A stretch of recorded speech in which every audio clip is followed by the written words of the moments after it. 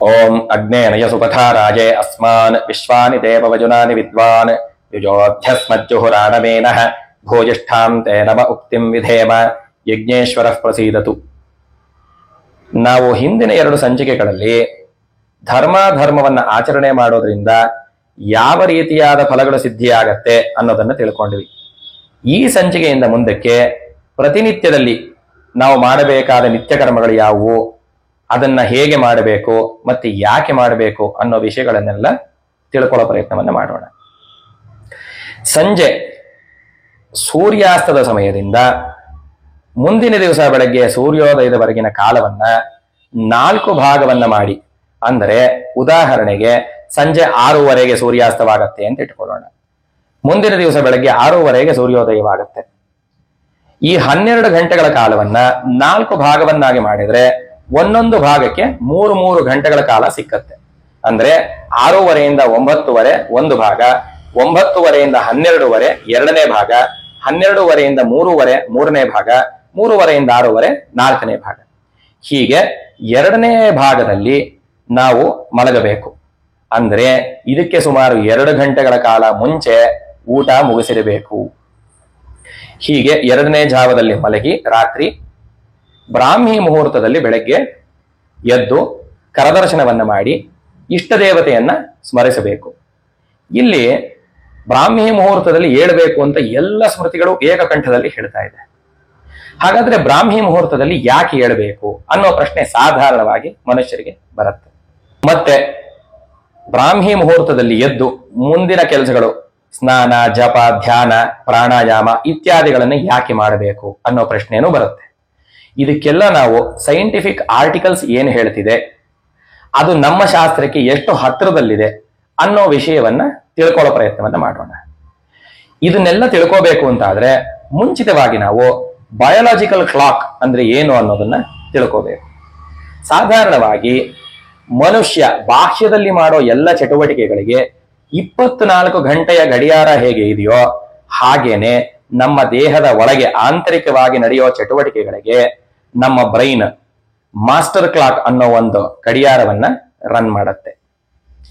ಈ ಗಡಿಯಾರ ನಮ್ಮ ದೇಹದಲ್ಲಿ ನಡೆಯೋ ಎಲ್ಲ ಚಟುವಟಿಕೆಗಳಿಗೆ ಕಾಲವನ್ನ ನಿಯಮಿತಗೊಳಿಸುತ್ತೆ.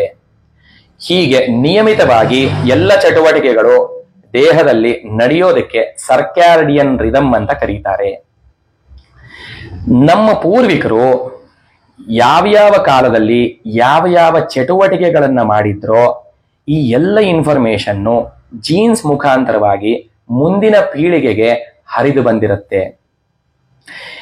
ಈ ಇನ್ಫಾರ್ಮೇಶನ್ನ ಬಯೋಲಾಜಿಕಲ್ ಕ್ಲಾಕ್ ಆಧಾರವಾಗಿಟ್ಕೊಂಡು ಮತ್ತು ಪ್ರಕೃತಿಯಲ್ಲಿ ಆಗೋ ಬದಲಾವಣೆಗಳನ್ನು ಗಮನದಲ್ಲಿಟ್ಟುಕೊಂಡು ನಮ್ಮ ಬಯೋಲಾಜಿಕಲ್ ಕ್ಲಾಕ್ ನಮ್ಮ ದೇಹದ ಎಲ್ಲ ಚಟುವಟಿಕೆಗಳಿಗೆ ಕಾಲವನ್ನ ನಿಯಮಿತಗೊಳಿಸುತ್ತೆ. ಈ ಬಯೋಲಾಜಿಕಲ್ ಕ್ಲಾಕ್ ಇಂದ ಯಾವ ರೀತಿಯ ಪರಿಣಾಮಗಳು ಬೀರುತ್ತೆ ಅಂದ್ರೆ, ಈ ಬಯೋಲಾಜಿಕಲ್ ಕ್ಲಾಕ್ BP ಮೇಲೆ ಪರಿಣಾಮ ಬೀರುತ್ತೆ, ಇಮ್ಯುನಿಟಿ ಮೇಲೆ ಪರಿಣಾಮ ಬೀರುತ್ತೆ, ಫರ್ಟಿಲಿಟಿ ಮೇಲೆ ಪರಿಣಾಮ ಬೀರುತ್ತೆ, ಮತ್ತೆ ನಮ್ಮ ಬುದ್ಧಿ ಬ್ರೈನ್ ಫಂಕ್ಷನಿಂಗ್ ಅಂತ ಏನ್ ಕರಿತೀವಿ ಅದರ ಮೇಲೂ ಪರಿಣಾಮವನ್ನ ಬೀರುತ್ತೆ. ಮುಖ್ಯವಾಗಿ ಬಯೋಲಾಜಿಕಲ್ ಕ್ಲಾಕ್ನ ಕೆಲಸ ಏನು ಅಂದ್ರೆ ನಮ್ಮ ದೇಹದಲ್ಲಿ 2 ಹಾರ್ಮೋನ್ಗಳ ಪ್ರೊಡಕ್ಷನ್ ಅನ್ನ ನಿಯಮಿತಗೊಳಿಸೋದು. ಈಗ ಹೇಗೆ ನಾವು ಬಾಹ್ಯದಲ್ಲಿ ಸಂಧ್ಯಾ ಕಾಲಗಳು ಅಂತ ಕರಿತಾ ಇದೀವೋ, ಪ್ರಾತಃ ಸಂಧ್ಯೆ, ಸಾಯಂ ಸಂಧ್ಯೆ, ಹಾಗೆ ದೇಹದ ಒಳಗೂ ಕೂಡ 2 ಸಂಧ್ಯೆಗಳಿದೆ. ಅದನ್ನ ನಾವು ಗಮನದಲ್ಲಿ ಇಟ್ಕೋಬೇಕು. ಸಾಧಾರಣವಾಗಿ ಸಂಜೆ ಸೂರ್ಯಾಸ್ತವಾಗುವ ಸಮಯಕ್ಕೆ ಕಣ್ಣಿನ ಮೇಲೆ ಯಾವಾಗ ಸೂರ್ಯನ ಕಿರಣಗಳು ಬೀಳೋದು ಕಡಿಮೆ ಆಗತ್ತೋ ಆ ಕಾಲಕ್ಕೆ ಸರಿಯಾಗಿ ನಮ್ಮ ದೇಹದಲ್ಲಿ ಮೆಲಟನಿನ್ ಅನ್ನೋ ಒಂದು ಹಾರ್ಮೋನ್ ಉತ್ಪತ್ತಿ ಆಗಕ್ಕೆ ಪ್ರಾರಂಭವಾಗತ್ತೆ. ಇದು ಮಧ್ಯರಾತ್ರಿ ವೇಳೆಗೆ ಪೀಕ್ ಅಲ್ಲಿ ಇರುತ್ತೆ. ಈ ಹಾರ್ಮೋನ್ ನಿಂದಲೇ ನಾವು ರಾತ್ರಿ ನಿದ್ದೆ ಮಾಡೋದು. ಈ ಹೊತ್ತಿನಲ್ಲಿ ಕಾರ್ಟಿಸಾಲ್ ಅನ್ನೋ 2ನೇ ಹಾರ್ಮೋನ್ ಏನಿದೆ ಅದರ ಉತ್ಪತ್ತಿ ಬಹಳ ಕಡಿಮೆ ಆಗಿರುತ್ತೆ. ಸೂರ್ಯೋದಯವಾಗ್ತಾ ಇದ್ದ ಹಾಗೆ ಕಾರ್ಟಿಸಾಲ್ ಉತ್ಪತ್ತಿ ಜಾಸ್ತಿ ಆಗತ್ತೆ ದೇಹದಲ್ಲಿ, ಮೆಲಟನಿನ್ ಪ್ರೊಡಕ್ಷನ್ ಕಡಿಮೆ ಆಗತ್ತೆ. ಹಾಗಾಗಿಯೇ ನಾವು ಬೆಳಿಗ್ಗೆ ಸೂರ್ಯೋದಯವಾಗುತ್ತಾ ಜಾಗೃತರಾಗೋದು ಆಲಸ್ಯವನ್ನು ಬಿಟ್ಟು. ಈ ಕಾರ್ಟಿಸಾಲ್ನ ಇನ್ನೊಂದು ಮುಖ್ಯವಾದ ಕೆಲಸವೇನು ಅಂತ ಹೇಳಿದ್ರೆ, ದೇಹದಲ್ಲಿ ಇನ್ನ ಮುಖ್ಯವಾದ 4 ಹಾರ್ಮೋನ್ಗಳು ಅಡ್ರಿನಲಿನ್, ಈಸ್ಟ್ರೋಜನ್, ಟೆಸ್ಟಾಸ್ಟರಾನ್, ಥೈರಾಯ್ಡ್ ಅನ್ನೋ 4 ಹಾರ್ಮೋನುಗಳ ಉತ್ಪತ್ತಿ ಮಾಡೋದಕ್ಕೆ ಈ ಕಾರ್ಟಿಸಾಲ್ ಅನ್ನೋ ಹಾರ್ಮೋನು ಸಹಾಯಕವಾಗಿರುತ್ತೆ. ಕಾರ್ಟಿಸಾಲ್ ಹಾರ್ಮೋನಿನ ಮುಖ್ಯವಾದ ಕೆಲಸ ಏನು ಅಂದ್ರೆ ಸ್ಟ್ರೆಸ್ ಮ್ಯಾನೇಜ್ಮೆಂಟ್. ಈಗ ಸಾಧಾರಣವಾಗಿ ಜನಗಳಲ್ಲಿ ಕ್ರಾನಿಕ್ ಸ್ಟ್ರೆಸ್ ಅನ್ನೋದು ಬಹಳ ಜಾಸ್ತಿ ಇರುತ್ತೆ ಕೆಲಸದ ವೈಪರೀತ್ಯಗಳಿಂದ. ಹಾಗಾಗಿ ದೇಹದಲ್ಲಿ ಏನಾಗ್ತಿರುತ್ತೆ ಅಂದ್ರೆ ದಿನವಿಡೀ ಕಾರ್ಟಿಸಾಲ್ನ ಪ್ರೊಡ್ಯೂಸ್ ಮಾಡ್ತಾನೇ ಇರುತ್ತೆ ದೇಹ. ಯಾಕೆ ಅಂದ್ರೆ ಈ ಸ್ಟ್ರೆಸ್ ಅನ್ನ ಮ್ಯಾನೇಜ್ ಮಾಡೋದು ಯಾರು ಅಂದ್ರೆ ಈ ಕಾರ್ಟಿಸಾಲ್ ಅನ್ನೋ ಒಂದು ಹಾರ್ಮೋನು.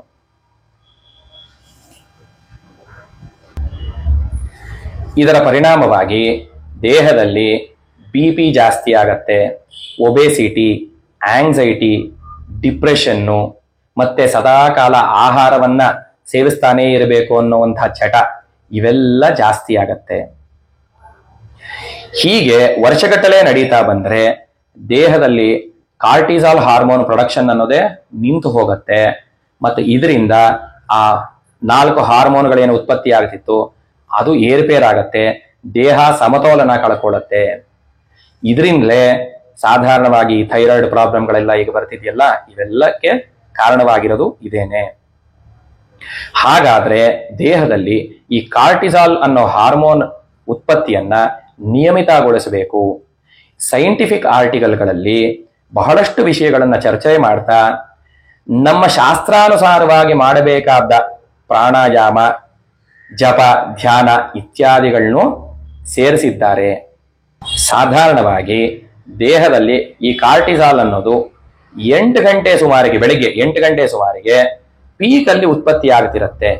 ಹಾಗಾಗಿ ನಾವು 8 ಗಂಟೆಗೆ 3-4 ಗಂಟೆಗಳ ಕಾಲ ಮುಂಚೆ ಎದ್ದು ಸ್ನಾನಾದಿಗಳನ್ನ ಮುಗಿಸಿ ಜಪಾದಿಗಳು, ಸಂಧ್ಯೆ, ಪ್ರಾಣಾಯಾಮ ಇತ್ಯಾದಿಗಳನ್ನ ಮಾಡಿದ್ರೆ ಅದು ಪೀಕ್ಗೆ ಉತ್ಪತ್ತಿಯಾಗೋ ಕಾಲಕ್ಕೆ ನಾವು ಕಾರ್ಟಿಸಾಲ್ ಉತ್ಪತ್ತಿಯನ್ನ ನಿಯಮಿತಗೊಳಿಸಬಹುದು. ಹಾಗಾಗಿ ನಾವು ಬ್ರಾಹ್ಮಿ ಮುಹೂರ್ತದಲ್ಲಿ ಹೇಳೋದು ಬಹಳ ಅವಶ್ಯವಾಗಿರುತ್ತೆ. ಇದು ನಮ್ಮ ಪೂರ್ವಿಕರಿಗೆ ತಿಳಿದಿತ್ತಾದ್ದರಿಂದನೇ ಅವರು ಬ್ರಾಹ್ಮಿ ಮುಹೂರ್ತದಲ್ಲಿ ಹೇಳಬೇಕು ಅಂತ ನಿಯಮಗೊಳಿಸಿದ್ರು. ಇನ್ನು ಬೆಳಗ್ಗೆ ಬ್ರಾಹ್ಮಿ ಮುಹೂರ್ತದಲ್ಲಿ ಎದ್ದು ಜಪ ಪ್ರಾಣಾಯಾಮಾದಿಗಳು ಮಾಡೋದ್ರಿಂದ ನಮಗೆ ಹೈ ಕ್ವಾಲಿಟಿ ಆಕ್ಸಿಜನ್ನು ಬಹಳ ಜಾಸ್ತಿ ಸಿಕ್ಕತ್ತೆ ಪ್ರಕೃತಿಯಲ್ಲಿ.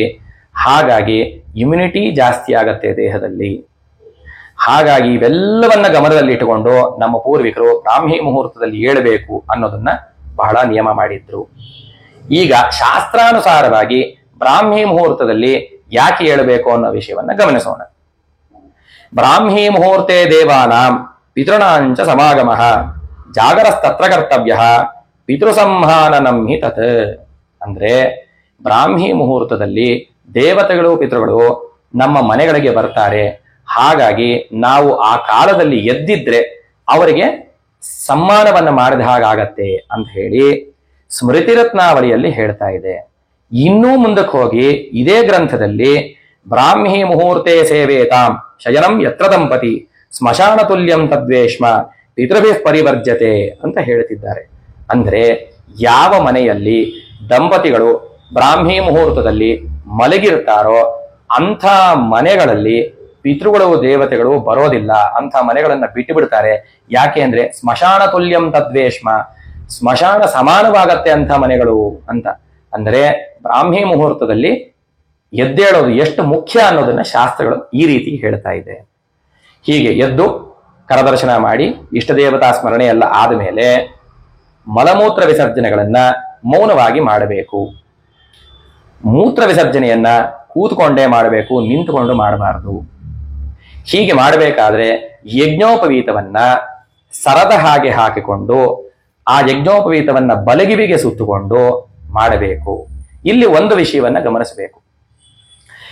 ದೇವಯಜನಗಳಲ್ಲಿ ಯಜ್ಞೋಪವೀತವನ್ನ ಉಪವೀತಿಯಾಗಿ ಹಾಕೊಂಡಿರಬೇಕು. ಅಂದ್ರೆ ಎಡಭುಜದ ಮೇಲೆ ಬಲಗೈ ಕೆಳಗಡೆ ಬರಬೇಕು. ಮಾನುಷ ಕೆಲಸಗಳಲ್ಲಿ ಯಜ್ಞೋಪವೀತವನ್ನ ಸರ ಅಥವಾ ಹಾರದ ಹಾಗೆ ಹಾಕೊಂಡಿರಬೇಕು. ಪಿತೃಯಜ್ಞಗಳಲ್ಲಿ ಯಜ್ಞೋಪವೀತವನ್ನ ಪ್ರಾಚೀನಾವೀತಿ ಅಂದ್ರೆ ಬಲಭುಜದ ಮೇಲೆ ಎಡಗೈ ಕೆಳಗಡೆ ಬರೋ ಹಾಗೆ ಹಾಕೊಂಡಿರಬೇಕು.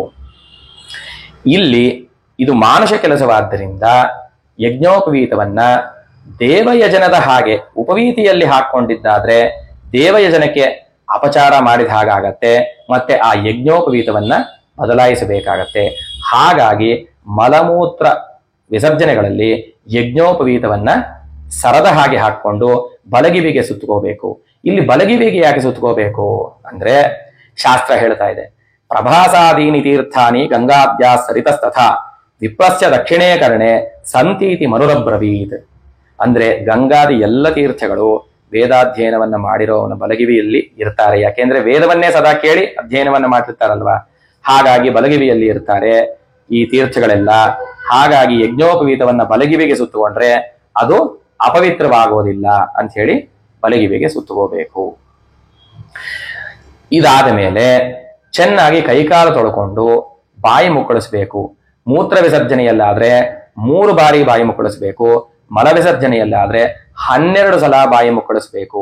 ಇಲ್ಲಿ ಒಂದು ವಿಷಯವನ್ನು ಗಮನಿಸಿ, ಈ ಕಾಲದಲ್ಲಿ ವೈದ್ಯರು ಹೇಳ್ತಿದ್ದಾರೆ ಫೀಕೋ ಓರಲ್ ಡಿಸೀಸಸ್ ಅಂತ, ಅಂದ್ರೆ ಮಲಮೂತ್ರಗಳ ಕಾರಣವಾಗಿ ಬಾಯಿಗೆ ಬರುವಂತ ರೋಗಗಳು.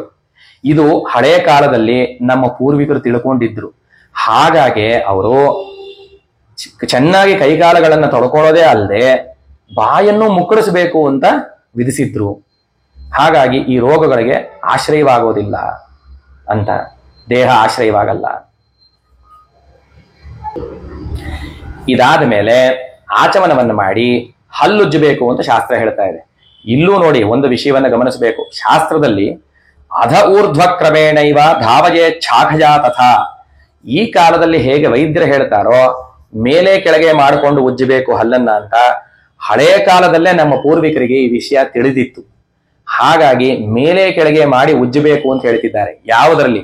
ಶಾಖೆ ಅಂದ್ರೆ ಔದುಂಬರದ ವೃಕ್ಷದ ಕಡ್ಡಿಯೋ ಅಥವಾ ಬೇವಿನ ವೃಕ್ಷದ ಕಡ್ಡಿಯೋ ತಗೊಂಡು ಬಾಯಲ್ಲಿ ಚೆನ್ನಾಗಿ ಅಗೆದು ಆ ರಸವನ್ನೆಲ್ಲ ಹಲ್ಲುಗಳಿಗೆ ತಗಲುವ ಹಾಗೆ ಮಾಡಿ, ಆಮೇಲೆ ಆ ಕಚ್ಚಿರೋ ಭಾಗ, ಇವಾಗ ನಾವು ಬ್ರಿಸಲ್ಸ್ ಅಂತ ಏನು ಕರಿತೀವಿ ಬ್ರಷ್ಿನ ಮುಂಭಾಗವನ್ನ, ಹಾಗೆ ಕಚ್ಚಿರೋ ಭಾಗ ಬ್ರಿಸಲ್ಸ್ ಆಗಿ ಮಾಡಿಕೊಂಡು ಆ ರಸವನ್ನೇ ಪೇಸ್ಟ್ ಆಗಿ ಮಾಡಿಕೊಂಡು ಹಲ್ಲುಜ್ಜುತ್ತಿದ್ರು. ಈ ಬೇವಿನ ರಸದಲ್ಲಿ ಆಂಟಿ ಫಂಗಲ್ ಮತ್ತು ಆಂಟಿ ಬ್ಯಾಕ್ಟೀರಿಯಲ್ ಪ್ರಾಪರ್ಟೀಸ್ ಇರುತ್ತೆ. ಹಾಗಾಗಿ ಅದನ್ನೇ ಪೇಸ್ಟ್ ಆಗಿ ಮಾಡಿಕೊಂಡು ಹಲ್ಲುಜ್ಜುತ್ತಿದ್ರು. ಈಗ ನೋಡಿ ಒಂದು ವಿಷಯವನ್ನು ಗಮನಿಸ್ಬೇಕಿಲ್ಲಿ, ನಾವು ಬ್ರಷ್ ಅನ್ನ 3 ತಿಂಗಳು 6 ತಿಂಗಳು ಇಟ್ಕೊಂಡು ಅದನ್ನೇ ಬಳಸ್ತಾ ಇರ್ತೀವಿ.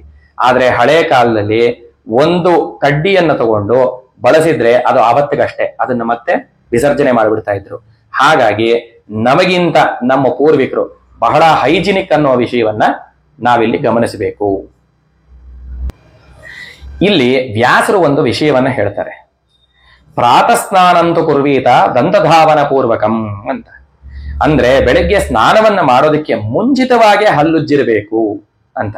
ಇನ್ನೂ ಮುಂದಕ್ಕೆ ಹೇಳ್ತಾರೆ, ಯೋಮೋಹಾತ್ ಸ್ನಾನ ವೇಲಾಯಾಂ ಭಕ್ಷಯೇ ದಂತಧಾವನಂ ನಿರಾಶಾಸ್ತಸ್ಯ ಗಚ್ಚಂತಿ ದೇವತಾ ಪಿತೃಭಿಃ ಸಹ. ಸ್ನಾನದ ಮಧ್ಯೆಯಲ್ಲಿ ಯಾರು ಮೋಹಕ್ಕೆ ಒಳಗಾಗಿ ಹಲ್ಲನ್ನು ಉಜ್ಜುತ್ತಾರೋ ಅಂಥ ಮನೆಗಳಲ್ಲಿ ದೇವತೆಗಳು ಪಿತೃಗಳು ನಿರಾಶರಾಗಿ ಹೊರಟೋಗ್ಬಿಡ್ತಾರೆ, ಮತ್ತೆ ಬರೋದಿಲ್ಲ ಮನೆಗೆ ಅಂತ ಹೇಳ್ತಿದ್ದಾರೆ. ಅಂದ್ರೆ ಇಲ್ಲಿ ಗಮನಿಸಬೇಕಾದ ವಿಷಯ ಏನು ಅಂದ್ರೆ, ಸ್ನಾನದ ಮಧ್ಯೆಯಲ್ಲಿ ಹಲ್ಲುಜ್ಜಬಾರದು, ಸ್ನಾನಕ್ಕೆ ಮುಂಚಿತವಾಗಿ ಹಲ್ಲುಜ್ಜಿರಬೇಕು. ಇನ್ನು ಮುಂದಿನ ಸಂಚಿಕೆಯಲ್ಲಿ ನಾವು ವಸ್ತ್ರಶುದ್ಧಿ, ಸ್ನಾನವಿಧಿ, ಎಷ್ಟು ವಿಧವಾದ ಸ್ನಾನಗಳಿದೆ ಅನ್ನೋ ಎಲ್ಲ ವಿಷಯಗಳನ್ನ ತಿಳ್ಕೊಳ್ಳೋ ಪ್ರಯತ್ನವನ್ನು ಮಾಡೋಣ.